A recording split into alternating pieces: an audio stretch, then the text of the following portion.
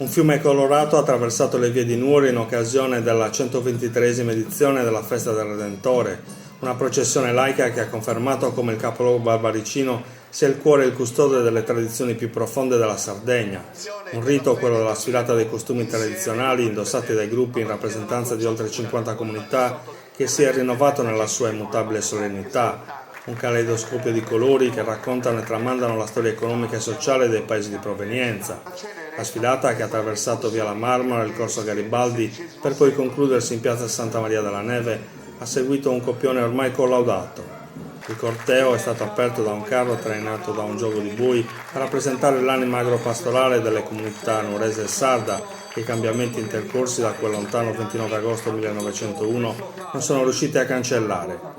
Quindi i gruppi di Nuoro, accompagnati dai canti dei cori, hanno dato il via alla sfilata a cui hanno assistito i nuoresi e tanti turisti che per un giorno hanno lasciato le spiagge per tuffarsi nella Sardegna più vera. Ad impreziosire la sfilata il corteo dei cavalieri e delle amazzoni in costume, un momento molto atteso a conferma del solido legame che ancora oggi esiste in Sardegna tra mondo equestre e tradizione, quei cavalli che sono i protagonisti immancabili di ogni festa laica o religiosa.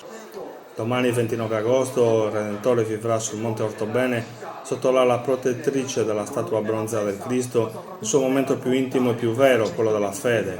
Nella radura a fianco della chiesa di Nostra Signora di Montenero, Monsignor Antonello Mura, vescovo di Nuoro e di Lanusei, celebrerà il solenne pontificale e invocherà la benedizione del Cristo trionfante sulla morte, su Nuoro e sulla Sardegna.